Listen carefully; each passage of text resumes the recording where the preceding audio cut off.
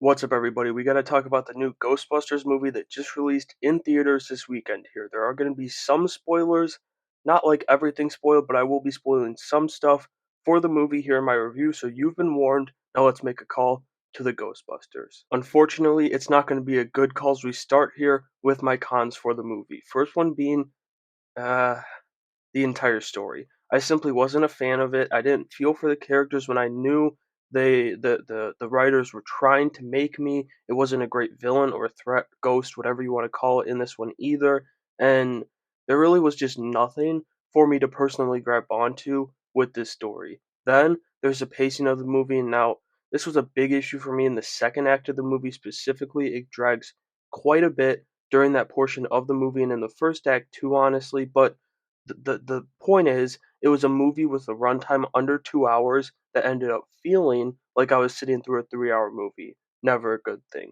Finally, the comedy just did not work for me. Bill Murray and Paul Rudd were both funny because they're just naturally funny, but Murray was barely trying and not hiding it at all. And plus, not even Paul Rudd's great comedic sense could have saved this movie and script. Maybe it'll work for you though, because I do genuinely believe comedy is obviously all movies are subjective, but I think comedy is the most subjective and dividing part of most movies. So maybe it's just a me thing and you're going to laugh your ass off at this one.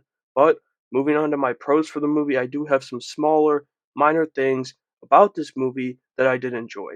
At the top of that list is the final 20 minutes of the movie taking down the ghost. It was cool seeing all the Busters pause team up to take it down, and I also thought the visual effects looked their best during this sequence. Then there's the cast who, even with a bad script, delivered some performances that were good, if not, I don't know if I'd say great. I'd probably say good.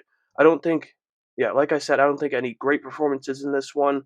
And I also said earlier with people like Bill Murray, maybe some of them definitely phoning it in just a little bit, but I don't think any were really truly bad performances in this movie. They were all pretty solid.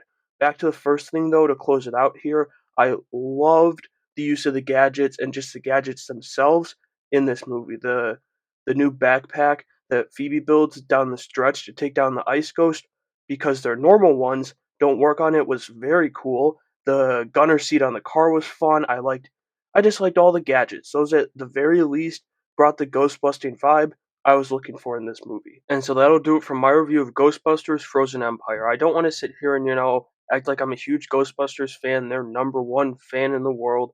I'm really not. I enjoyed the first two movies, but it's now been three straight movies, with this one being included, that I haven't really liked at all. Frozen Empire wasn't awful. In fact, it was quite fun towards the end of the movie, which saved my score for it from being much worse, as it's going to land at a 6 out of 10 for me personally. But let me know what you thought of the movie down in the comments below and make sure you have a great day.